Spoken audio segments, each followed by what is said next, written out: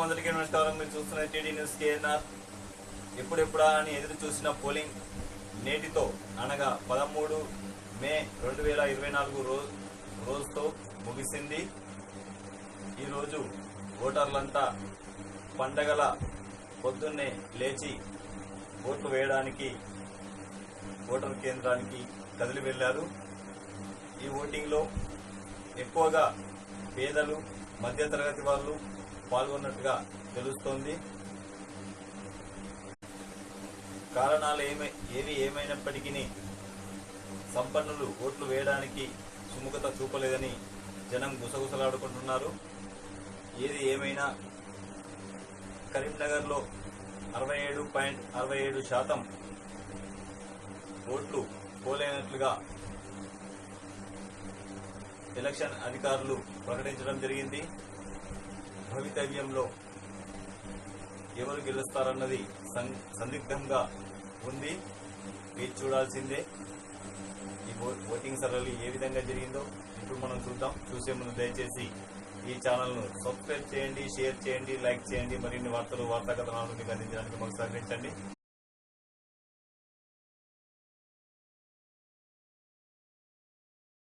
ఎన్నికల సందర్భంగా విధుల నిర్వహణలో పోలీసు వారు ఓటింగ్ సర్వేలో పాల్గొన్నటువంటి బీజేపీ నాయకులు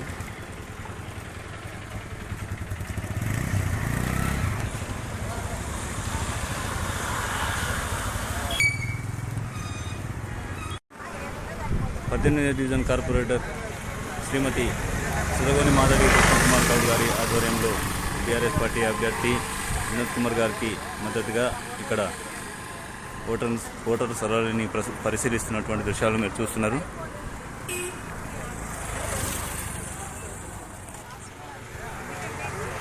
సుధగోని మాధవి కృష్ణకుమార్ గౌడ్ గారు,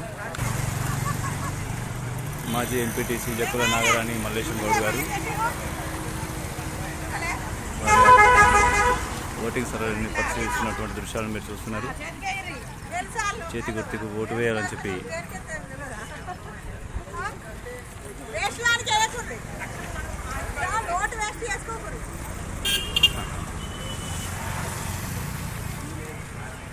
జక్కుల నాగరాణి మల్లేశం గౌడ్ గారు బీజేపీ నాయకుల ఆధ్వర్యంలో టీఆర్ఎస్ పార్టీ 19వ డివిజన్ నాయకుల ఆధ్వర్యంలో పొన్నం అనిల్ గౌడ్ గారి ఆధ్వర్యంలో ఓటింగ్ సరళిని పరిశీలిస్తున్నటువంటి దృశ్యాలను మీరు చూస్తున్నారు.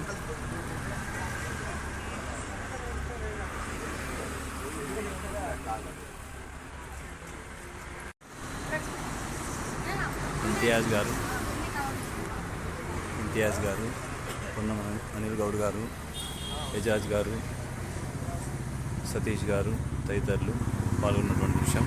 ఓటింగ్ సరళిని పరిశీలిస్తున్నటువంటి రేకుర్తి బీఆర్ఎస్ పార్టీ నాయకులు ప్రశాంతమైన వాతావరణంలో ఓటింగ్ 18, 19, 17 డివిజన్ల పరిధిలో బీజేపీ ఎస్సీ మోర్చా రాష్ట్ర అధికార ప్రతినిధి జాడి బాలరెడ్డి గారు పరిశీలకుల పరిశీలన చేస్తున్నటువంటి దృశ్యం. ఓటర్లను ఓటు వేయాలని చెప్పి అభ్యర్థిస్తున్న కార్యకర్తలకు సూచనలు చేస్తున్నటువంటి జాడి బాలరెడ్డి గారు 18, 19 డివిజన్ పరిధిలో ఓటింగ్ సరళిని పరిశీలిస్తున్నటువంటి జాడి బాలరెడ్డి గారు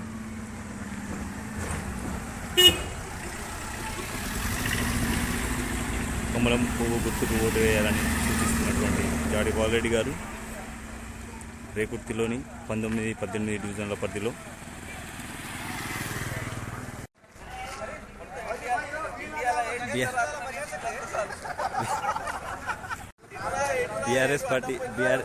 బీఆర్ఎస్ పార్టీ నాయకుల ఆధ్వర్యంలో ఓటింగ్ సరళిని పరిశీలిస్తున్నటువంటి దృశ్యం మీరు చూస్తున్నారు.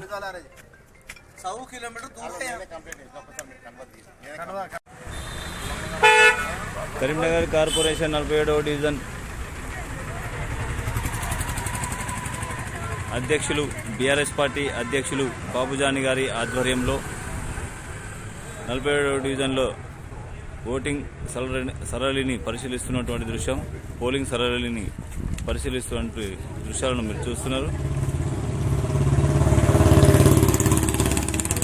టీఆర్ఎస్ పార్టీ అభ్యర్థి కారు గుర్తుపై ఓటు వేసి గెలిపించాలని చెప్పి ఓటర్లను అభ్యర్థిస్తున్నటువంటి దృశ్యం.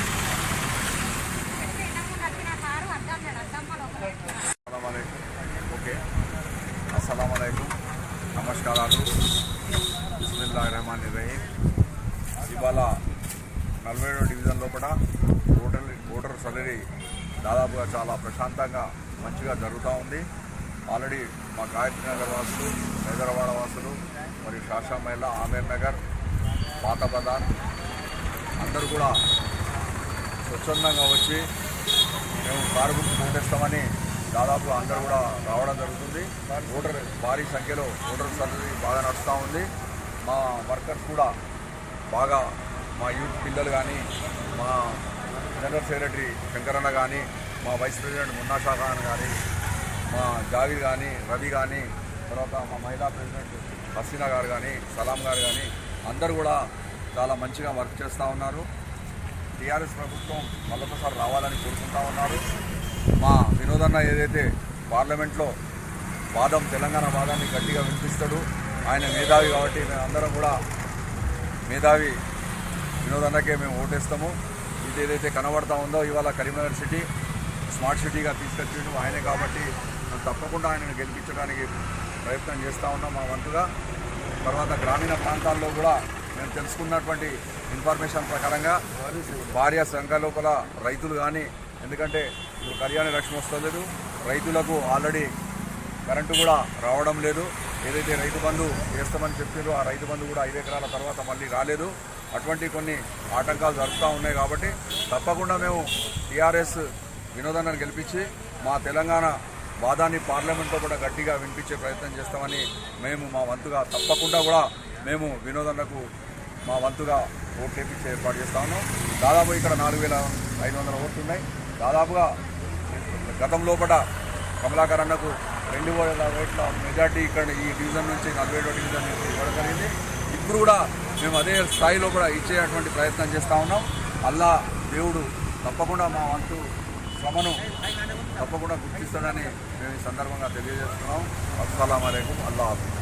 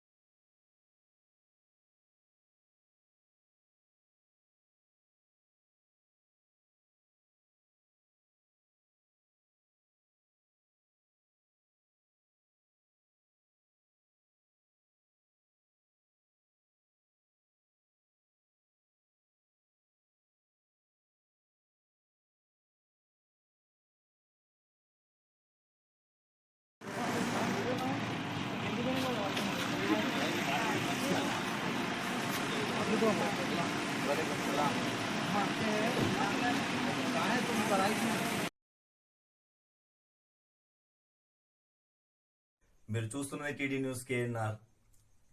ఇది మనందరి ఛానల్. ఈ ఛానల్ను అందరూ సబ్స్క్రైబ్ చేయండి. మీ సహకారాన్ని మాకు అందించండి. మరిన్ని వార్తా కథనాలను మీకు అందించడానికి మీ సబ్స్క్రైబే మాకు దోహదపడుతుంది. ఛానల్ అభివృద్ధికి కూడా మీ సబ్స్క్రైబే మాకు దోహదపడుతుంది.